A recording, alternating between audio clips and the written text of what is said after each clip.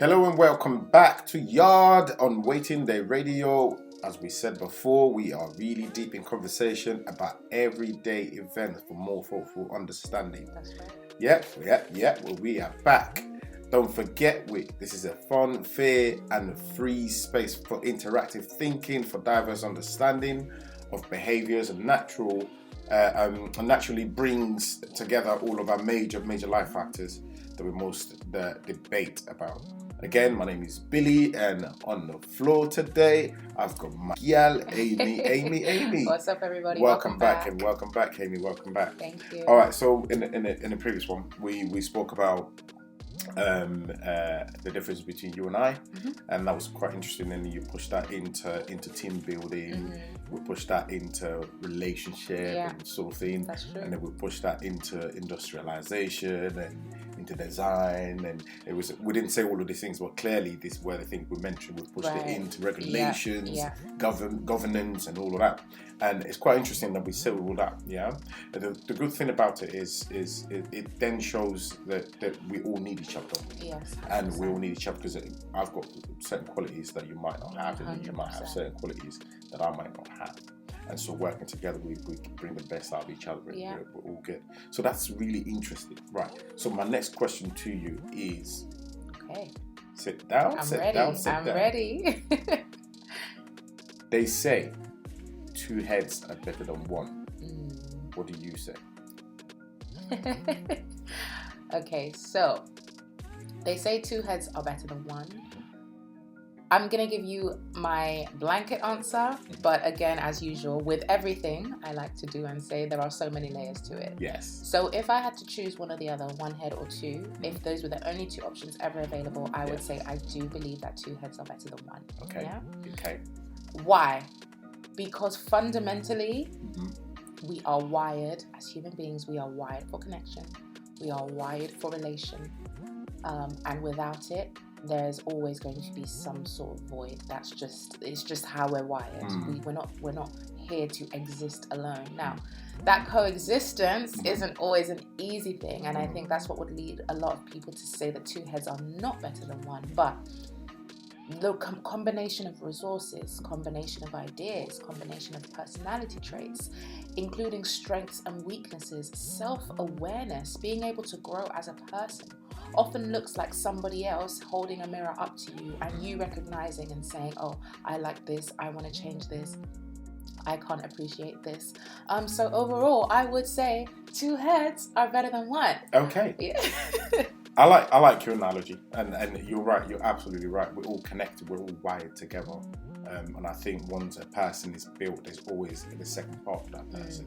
No man's an island. That's what they say. Yeah. And I think all that we're saying is all contextual also, because then you could have a person who can actually bring so much to the table or can actually achieve so much, but because you're trying to follow the social conditions or social compliance, you're ending up rolling with the people that aren't actually adding any value to you, and you're constantly then struggling with your personality, you're struggling with your qualities, you're struggling with quite a lot of stuff. But understanding that connecting to the right people who brings the best out of you, and you're also, adding value to their lives is very important. Yeah. Building relationships is also very important. That said, sometimes relationships are not actually beneficial. You can have people like your children, for example. Yeah. You know how people have children and be like, well, you're my child, I'm investing in you. I've seen people say that. I'm investing and putting money on you, or educating you, and making sure that you're the best person, so that when I grow old, you can look after me. But that's not the reason why, parenting. That's not why we parent. Because if that's the reason, I get the sustainability, I get that too, because everyone's trying to put money somewhere. Some people don't put, some people invest in businesses and in properties and whatever, but you can also choose to have 10, 5, 15, 20 children so that they can look after. No one does that anymore, sir, excuse me. Back in Africa, actually, think about it. Not 15, not 20, listen, come on now. The more children you have in Africa, shows and proves how rich you are. It is. Why is that? I personally don't get, because in China, for example, there was a law that was being put in place for you can only have 2 children, and if you have more, one. it's 1. It was 1. So you couldn't have more than 3 or 4. Yeah. You couldn't have more. Now they changed the law, by the way, Yeah. because it's been normalized. Now you can have as much or whatever. Not as much, but you're free to have more than 1 child, basically. But in Africa, where we come from, it is that the more children you have, matter of fact, royal families, they have like 15, 20, and they have wives in the house there. But here, we have a queen. They have 2 children. I think she's got 2 kids. She's got 2 kids, and then her kids have got 2 each, or something like that. And it's as simple as that. No, it's not like, the kingdom, you must have 10, 15, 20 children to prove you live in a palace or whatever. And that again is an example of what I'm saying. You could so much get into the headspace where you're thinking, relationship is very important. I need to build people. And then you need to build the wrong people around yourself, because all you're really thinking about is your future. And then you're not thinking about relationship values. You're thinking about, what can I get from these people? How can I put these people in place so that they can do my bidding for me? Do you understand what I'm saying? Does that make sense? You're not building people to achieve something great. You're building people to serve you. Right. Do you understand? Yeah. So there are things like that, but then you get a lot of relationships, and you get all these social groups, all these clubs of people who are having these relationships, or even like people in religions and communities and all of that. But when you go in there isn't any much of a value, so to speak. It's like everyone's just normal, everyone's just living, and there's one figurehead, like it's just controlling everybody. He's the only person, or she's the only person that is a rich person. Is the only person that everyone listens to. And of course, it goes back to what we spoke about earlier, because you're more intelligent, because you have more to give, you then become the authority, or you become totally how do you say it, dominant in that environment. But that's not the idea of having that relationship. It's just making sure you're getting the best out of people, they're getting the best out of you, and no one's bigger than the other person. What's your take? I think you've picked on a lot of areas within what you've just spoken about, especially when it pertains to children. I think that's perhaps a separate conversation in terms of like how many children, and we have to remember different countries, a lot of the rules and regulations and the laws that they live by stem out of culture as well. Yeah. So I know there's in terms of like Africans in countries that are like predominantly Christian or even Islam, children are seen as a blessing from the Lord. Yeah. So obviously more children, more more blessings. You want to look good to the community. More money, more problems. Yeah, exactly. So there's that element. But I do hear exactly what you're saying, and as you were speaking, 2 heads, what I got in that moment, what I kept hearing over and over again is 2 heads are better than 1, but 2 heads aren't easier than 1, not necessarily. And we equate ease and comfort to being better. It's not easy, like you said, because of all these social, economic, cultural, traditional, religion, all these factors. Yeah. It's not easy to bring heads together. They're literally 2 separate heads. It's all about staying in there, making sure you're building that relationship. Yes. All right, cool. I have another question for you then. Now that you brought that up, could you have, and this is again, you need to sit down. Okay. Right. I'm sitting. Could you have 2 captains on one boat? I believe you can. Okay. Yeah. Do you want me to? Expansion. Because I'm always ready. Explicit. I've always got my... Totally. Explain yourself. I think you can have 2 captains on the same boat, but they don't have to be at the steering wheel at the same time. Right. Yeah? Okay. The reason I say 2 captains is because when you think of a captain, that's the highest level of expertise on the ship. Correct. The most experienced, the one who knows all the ins and outs. That's basically at the top hierarchy. The very top, yeah. And then you have 2 top people. 2 top, yeah. Yeah, on one boat. Yes. Yeah, So, I mean, picking specifically on your words. You said, can you? You didn't say, should you? You said, can you? Can you? And yes, you can. Yes, you can. Because you have, it's like even when you know how in theatre, they always have to have a runner-up in case the main lead gets sick. I forget what they call it. Also, the reserves. The reserves, extras, yeah. yes. So not to say that one will be a reserve, but you never know, that might be why. Or captain is also human, I assume. It might need to rest at some point. Yeah, captain might need to rest. Take a break. Captain, exactly. Captain isn't above other levels of expertise. Now, should you have 2 captains on a ship, there are so many things that determine that answer. Where are you going? How big is the boat? How long is the journey? How many other members of staff do you have? What is needed for this trip? If it's a 1-day trip, chances are captain doesn't need a break. It's okay, he can go. However, if it's a 3-month trip, then might need to be 2 captains, because captain might need to take a break, or captain might need another sort of set of eyes for his vision. Captain might feel more comfortable working together with another captain. So there are so many factors that come into play when you're actually taking a question like this. And I think these are phrases that we've always heard and we've always just used over and over, like growing up in life, like, you know, all these common sayings. But again, it's all so layered, isn't it? Yeah, you're absolutely correct. I was trying to find something. Because I think I posted something in the past about 2 captains. Can I just interject here? Yeah. If you're not following Billy Pedro official on Instagram, you need to now, because he comes through with the wisdom. You will read something and you will question your whole life in those 2 seconds. Be like, is everything I've ever known a lie? So definitely at Billy Pedro _official on Instagram. Make sure you follow him. Plug in right there. Carry on. No, seriously, you plugged me right there. And I was actually going to find this thing because it's so important, and I can't find it. It's been quite a while. Basically, you're right. You can have 2 captains on a ship or a boat. Yeah, it's very possible. It's all about the qualities. 2 people. And the thing about quality is, it is also perspective. Right. You can have this quality.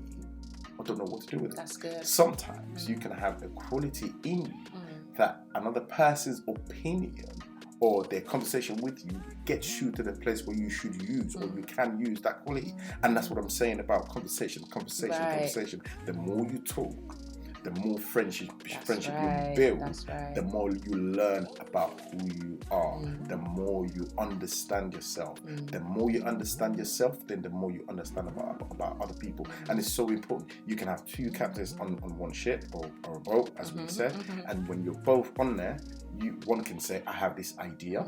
The other one can go, well, let's hear it. And then you then say what you have to say, and the next person thinks about what you've just said and goes, let's go for it. Because again, you're explaining, they understand, you're creating an environment where there is full understanding, and people are following you, they're understanding you, they understand your vision, they understand where you're going. I don't have to stare this way and you're like, nah, go that way, because we've already had that conversation. We've put the plan on the table, and you're right, it's all about context. Where are we going? How many people are on the boat or on the ship? What other factors did you say earlier? How long the duration how long is this journey? How long are we here for? Which path are we taking? How much supplies do we need? Do we need to take turns and all of that? Those are factors. Those are things that people need to talk about. And the more, like I said, you don't have to be on a boat or a ship to know who you are. Talk before you get to the ship. Talk to the captains on the ground. How about that? Talk to the captains, because once you know the captains on ground, before you get on that ship, you would build your team to make your journey easy. This is beautiful. I have a question for you. Go on. So, assuming, like you said, you have your team on ground, and you've established your goals, your vision, you're on the same page. As 2 captains, what if one of you just happens to have 20/20 vision and the other one, your eye is slowly, giving up on you slowly. And that's okay, because you're still, you can still see. What if one of the captains then says, I see an iceberg, it's just the tip of an iceberg straight ahead, and we are going to crash if we don't change this course of the journey. As the other captain, who sees nothing at all, like you're not even making it up, you think that this guy or woman is crazy, literally picking something from your imagination, what would be your next step? And I'll tell you why I asked that question afterwards. So hazard perception. It's what you're saying. Yeah. And the thing about, you know what I said about having two people and knowing who you are based on a conversation. Now, you see something. Yeah. And you have the binoculars. Yeah. And you put it straight into your face to have a look at what's ahead, And now you've seen it. When you come to me, the same process. I might be blind, and because I'm blind, again, I'm not allowed to be a captain. But I just said once I'm blind, once I can't see certain things, these are qualities again. So I've used the binoculars, to see what's ahead, and I've come to you and said, this is my vision, this is what I see, and I give you the binoculars for you, so you can see what's ahead, and you can't see it, and you say to me, I really can't see. I've got bad sight. So not that you have bad sight. So that's why I said it's a specific factor. You've passed all the tests. You have the level of requirement of sight. Yes. You just can't see this one thing. So let me make it easy. For example, now you look ahead, and it's just really blurry. You can't really see. Again, you can't see. It's not like you're not. It's not like you say. You're not blind, but you just can't see. You have to admit that I can't see what you're seeing. Right. Yeah. But show me what you're seeing. Right. This is where I am. I can't see what you're saying. How else can I see? Can you show me? There are different factors to see. That's why I asked you the question. There are different ways of seeing things. So, for example, if I've used the binoculars and I can see what's ahead, there are other things that you must have been trained to use when it comes to hazard perception, and you can then use all other factors and all other things, other ways of making sure that people can see what you're saying, and that's my responsibility to make sure you see what I'm seeing. Now, if you still don't see what I see, you're gonna have to trust me. That's it. Literally, the 2 points. So all I wanted to say, the reason I asked you that question. Oh, by the way, let me finish. Sorry. The moment you don't see clearly, I'm the captain now. Right. So I was in agreement with you 100% until you just took the title from him. So you've ticked all the no. And again, we're not taking titles there. I'm just being funny now. Yeah. So you've ticked all the means, all the ways of finding out what's ahead. You've used the binoculars. You use other means. You use the GPS. You use the what other things do they use? So can I pause you there? So you've used the scan. You've used the infrared from the satellite. You've used everything. You still can't see nothing. From that moment, when you say to me, I still can't see, but I can see. Now you have to let me. You have to trust me. To carry on, because from all indication, clearly, there is a problem ahead, and I can see. Now you're gonna have to trust me, because again, all the instincts, all the qualities, all the ways of finding stuff you can't see. Now I can see. So clearly, you have to trust me to see. You have to see through me. Make sense? That's what I'm saying. Right. So it's not really about the title or the quality, because that's not even what you're gonna have to say because see that captain stays on your head anyway. So there you go. Carry on. I asked you that question because a lot of people stop at the initially when you said at first, if you can't see, then you didn't pass the test. A lot of people then won't say, actually, okay, what are the other factors we can use to perceive this hazard? Can we test the wind? Because you're not making it up, you really can't see it. So basically everything you touched on. So there's the actual measures. What else can we do to check, is there an object in front of us? And then, like you said, trust. That's so important, because just because you're two captains doesn't mean I can't place my trust in you. We don't have to trust each other the same amount each time. Correct. At some point, as the captain, I'm going to have to trust you, trust your expertise, trust your knowledge. At some point, as the captain, you might have to trust me and be like, okay, honestly. And then so there's the trust, there's the willingness to kind of hand it over, and there's so many layers that come into it. But that was I think a lot of people, the reason why two captains, they say, only too many cooks spoil the broth, or only have one captain in a ship, is because of our perception of the other captain. We feel like you're the captain and that's it, and all the other things in your ego that comes with that. Exactly. That's really bad. So, you're correct. Amazing, Amy. You've been great. You've been great, and I really want. You've got 3 more minutes. Any more nuggets?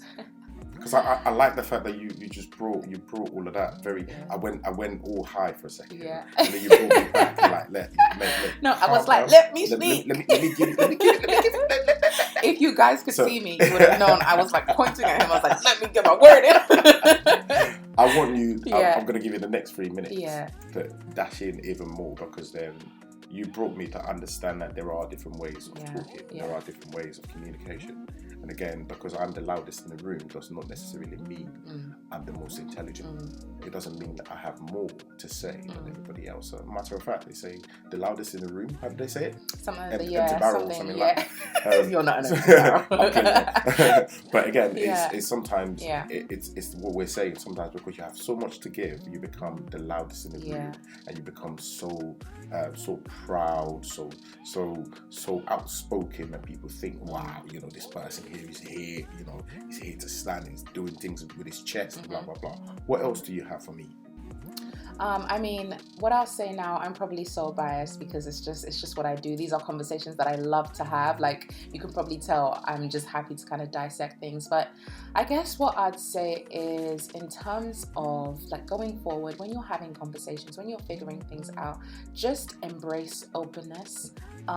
Challenge the things that you've been taught, challenge the things that you hear, ask yourself why. So if you know you're having a conversation with a friend or a partner or whatever, it's good to have your points. It's good Even to have with your your leaders. exactly. Yeah. Even with your leaders, even at work, it doesn't even have Your like parents. exactly. There's nothing wrong with questioning. There's nothing wrong with questioning, Carry and on. questioning yourself is also great because then you can either affirm what you believe in or you can change it if you want to. And I think if so many of us just adopt that mindset, we can have so many more productive conversations that will yield good change, that will, you know, again, I keep talking about this interactive human experience because I think it's so important in our lives. But yeah, guys, challenge your thoughts, have those difficult conversations, scream if you have to, but also back to what we were saying before about being different. I know we didn't touch on it too much. We kind of stuck at the male female, but know who you are and work on embracing it, because you'll never, if there could be two of you, then you know that there would be two of you. There's no you. There's no, exactly, there's literally only you. So find out about you, talk about these things, build on it, challenge questions, challenge thoughts, and thank you for having me on the show. It's been amazing. It's been amazing. Thank you very much, Amy, for coming around. It's our first one this year. We're going to be driving a lot more. We're going to have this conversation. We're all trying to be better, you see. We're all trying to do best and get the best out of life, and I think conversations like this can help us get. Would you come back, Amy? Would you come back? I mean, talk to my accountant. We can see. It would be my pleasure. It will be your pleasure. Amazing. Thank you very much for listening, and I'm going to give you another chance, Amy. Take us out. No problem. Thank you guys so much for tuning in and listening. I hope you really enjoyed these conversations. Make sure you interact with us if you want to have something to say, if you want to let us know your thoughts, your opinions, again, on all the social media pages. See you next Saturday, same time, same place, with your host, Mr. Billy. Have a wonderful, productive, amazing week ahead, guys, and thank you for tuning in. Thank you very much. I have no more to say, guys. Thank you for listening. It's been amazing. I love you all. This is a new time that we're all going to be building together. I'm going to do well this year. We're going to be interacting. We're going to talk more. Call me, send me a message. Let me know what you're thinking. If you've got something that you want me to talk about, please let me know. Okay? Nice to have you around. Thank you very much. Take care. Bye-bye. Bye. Bye.